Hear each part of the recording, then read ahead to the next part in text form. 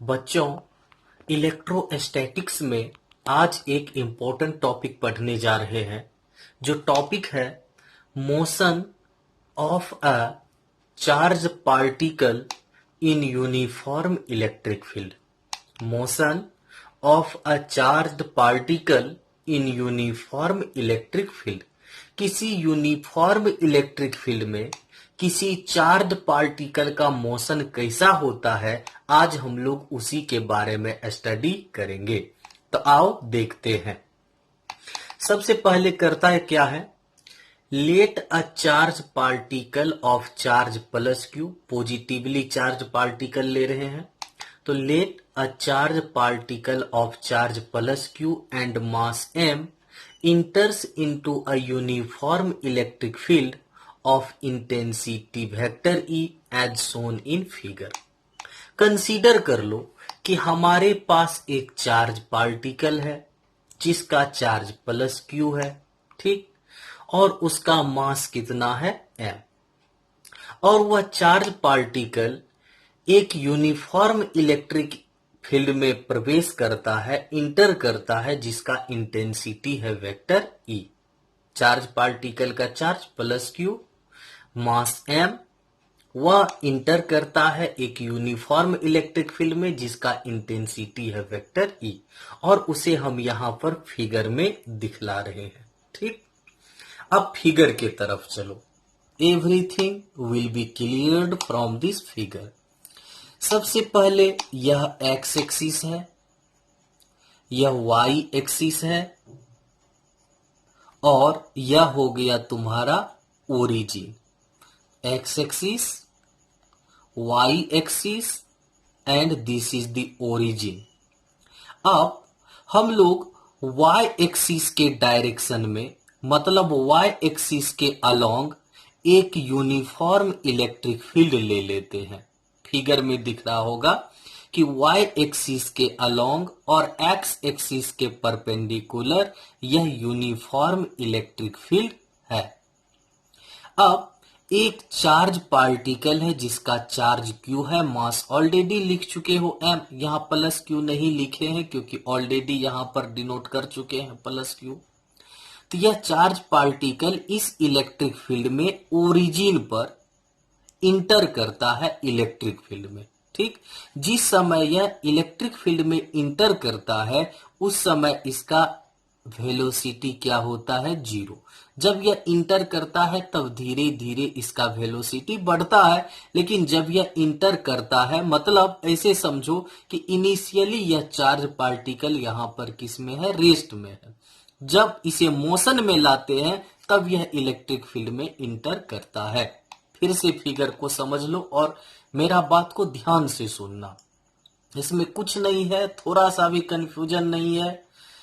First of all we have taken X axis, Y axis, this is the origin.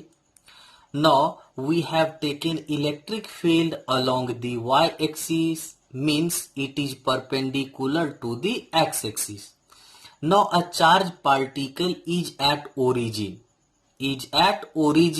and when it is at origin its initial velocity is 0.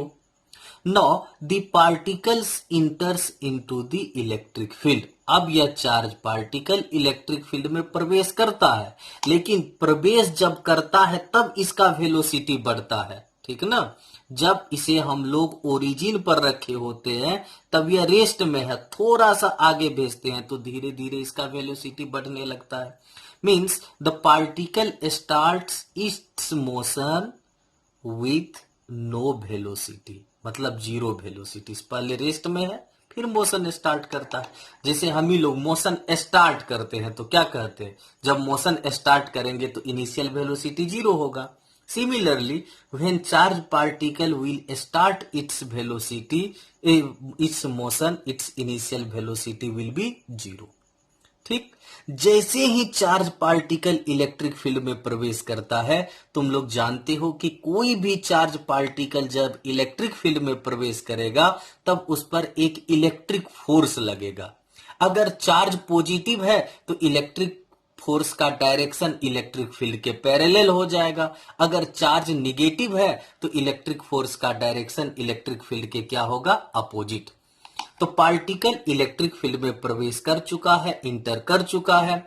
अब इस particle पर electric force लगेगा और तुम लोग जानते हो कि चार्ज पॉजिटिव लिए हो तो इलेक्ट्रिक फोर्स का जो डायरेक्शन होगा इलेक्ट्रिक फील्ड के पैरेलल होगा।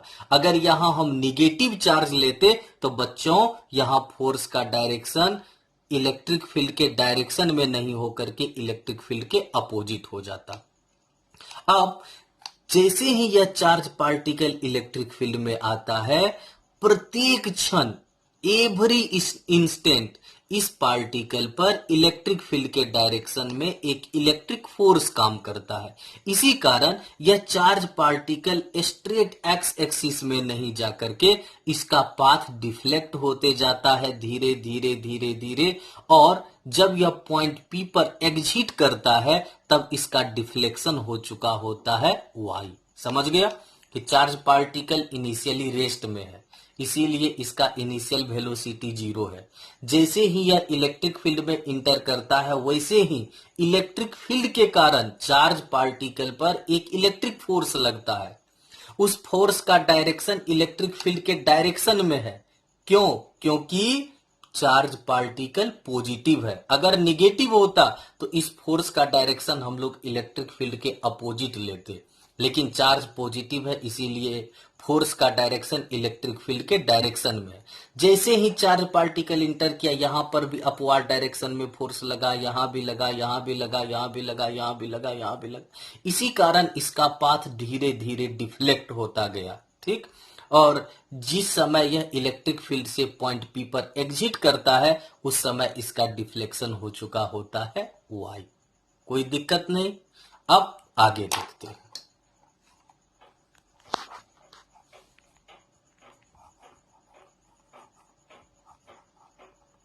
Electric force on the particle due to the electric field. Electric force on the particle due to the electric field. तो इलेक्ट्रिक फोर्स का तो तुम लोगों को फॉर्मूला ऑलरेडी पढ़ा चुके हैं। F इक्वल्स होता है Q into E।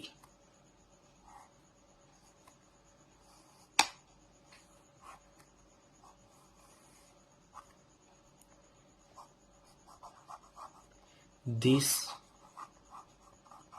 force will act every instant. This force will act every instant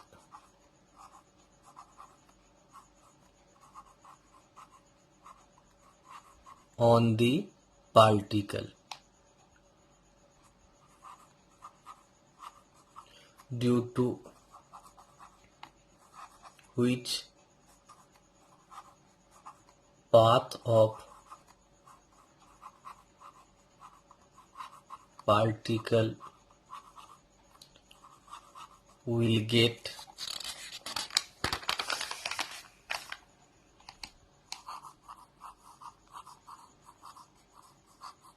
deflected. This force will act at every instant on the particle.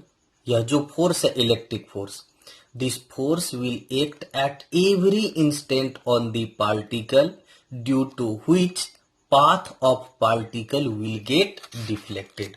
तो यह जो फोर्स है यह पार्टिकल पर एवरी इंस्टेंट एक्ट करेगा जिसके कारण पाथ जो है पार्टिकल का क्या हो जाएगा, डिफ्लेक्ट हो जाएगा।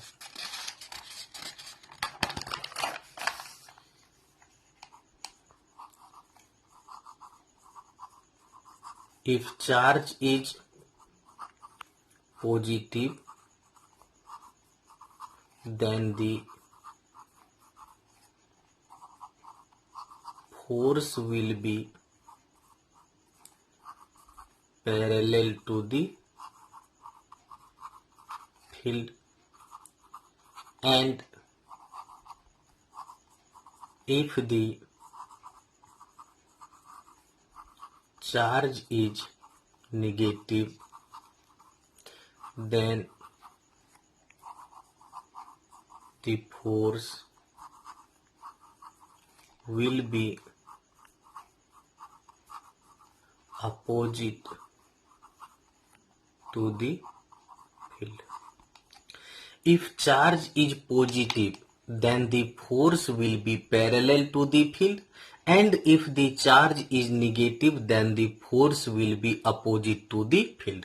बच्चों, तुम लोग खुद देख रहे हो कि यहाँ जो चार्ज है पॉजिटिव है, इसी कारण इलेक्ट्रिक फोर्स का जो डायरेक्शन है इलेक्ट्रिक फील्ड के पैरेलल है। अगर यह चार्ज निगेटिव होता तब हम लोग फोर्स का डायरेक्शन इलेक्ट्रिक फील्ड के क्या लेते, अपोजिट। तो जैसे ही चार्ज पार्टिकल इलेक्ट्रिक फील्ड में इंटर करता है, एवरी इंस्टेंट उस पर एक इलेक्ट्रिक फोर्स काम करेगा। ठीक, उस इलेक्ट्रिक फोर्स का वैल्यू क्या होगा, F equals Q E. This force will act at every instant on the particle. यह जो फोर्स है पार्टिकल पर एवरी इंस्टेंट, प्रत्येक क्षण, मतलब जब तक पार्टिकल इलेक्ट्रिक फील्ड में रहेगा तब तक काम करेगा। ठीक, due to which path of particle will get deflected. इसी फोर्स के कारण पार्टिकल का पाथ क्या हो जाएगा, डिफ्लेक्ट हो जाएगा। if charge is positive, then the force will be parallel to the field। ठीक, अगर चार्ज पॉजिटिव हो तो फोर्स का डायरेक्शन फील्ड के पैरेलल, अगर चार्ज नेगेटिव है तब फोर्स का डायरेक्शन फील्ड के क्या होगा, अपोजिट होगा। अब हम लोग एक काम करते हैं, यहां जो इलेक्ट्रिक फोर्स का वैल्यू कैलकुलेट किए हैं इसे इक्वेशन कंसीडर कर लेते हैं 1।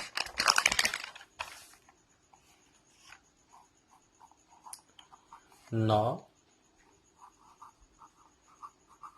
from Newton's second law of motion,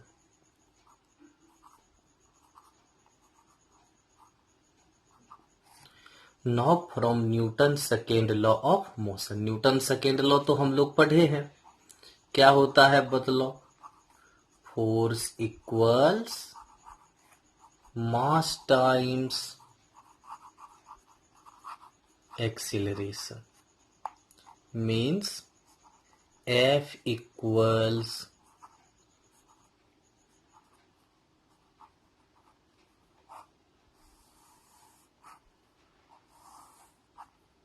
equation 2।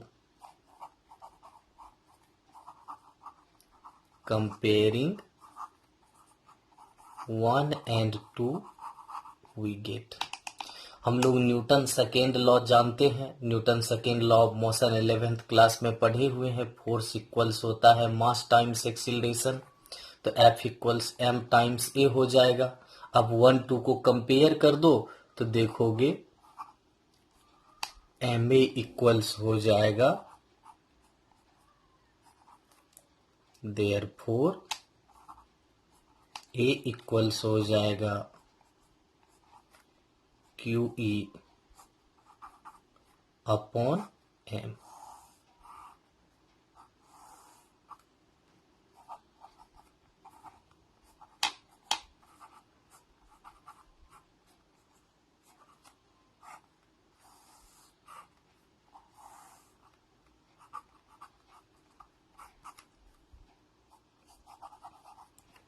This is the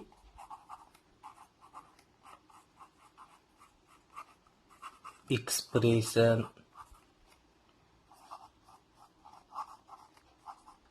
for acceleration of charged particle in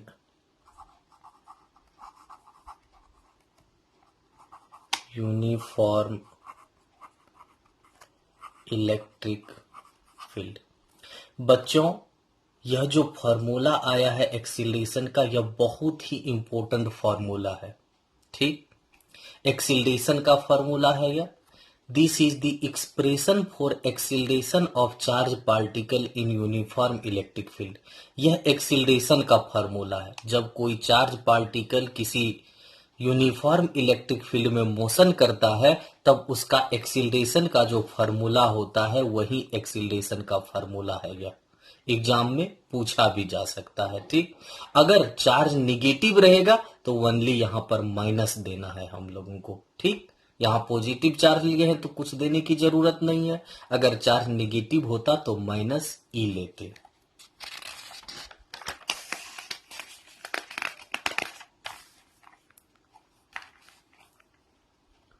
अब देखो, इसी से तुम लोगों से ही क्वेश्चन कर देते हैं एक छोटा सा। Therefore acceleration of electron in uniform electric field.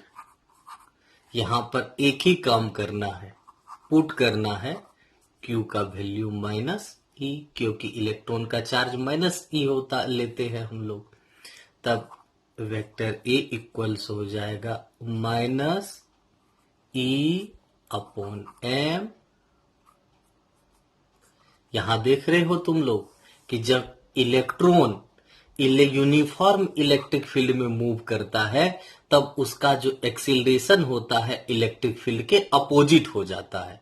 मतलब अगर इलेक्ट्रिक फील्ड का डायरेक्शन अपवर्ड लेंगे तो एक्सीलरेशन का डायरेक्शन क्या हो जाएगा? डाउनवर्ड हो जाएगा। तो यहां तक कोई दिक्कत नहीं है तुम लोगों को।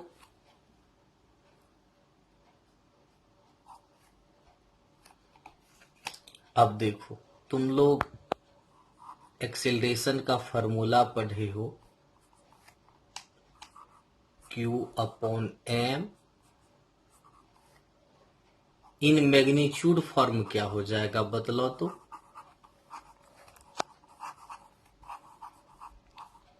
इन मैग्नीट्यूड फॉर्म ए इक्वल्स हो जाएगा Q upon M into E.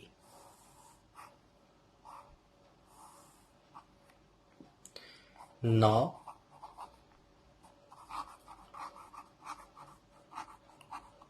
deflection in the path of particle using कौन सा फॉर्मूला यूज करना है? S equals U T plus half A T square. Where T time है, तुम लोगों को मालूम ही है। यहां पर S के बदले क्या पुट करेंगे? Y, क्योंकि हमें क्या मालूम करना है? डिफ्लेक्शन। और यहां डिफ्लेक्शन को तो Y से डिनोट किए हैं। U का वैल्यू 0, ठीक, और A का वैल्यू कितना पुट करना है? Q upon M into E. Therefore Y equals U का वैल्यू 0 पुट कर दो, टी ही रहेगा। हाफ A का वैल्यू क्या पुट करोगे? देखो, Q upon M into E T square. तो डिफ्लेक्शन का फॉर्मूला हो गया 0 plus half Q upon M into E into T square, half Q upon M into T square. यह बच्चों डिफ्लेक्शन का फॉर्मूला हो गया। इसमें जो सबसे इंपॉर्टेंट बात याद रखने के लिए है वह आगे बतला रहे। इसे लिख सकते हो तुम लोग Q upon M half E T square. ठीक, यहाँ हाफ कांस्टेंट है, इलेक्ट्रिक फील्ड ऑलरेडी तुम लोग यूनिफॉर्म लिए हो तो ई भी कांस्टेंट होगा, और टाइम तो ऑलरेडी कांस्टेंट क्वांटिटी होता है। अब देखो यह सब कांस्टेंट है, इसी कारण y इक्वल्स हो जाए y directly proportional, y directly proportional q upon m। मतलब कह सकते हो y directly proportional q upon m, that is deflection is directly proportional to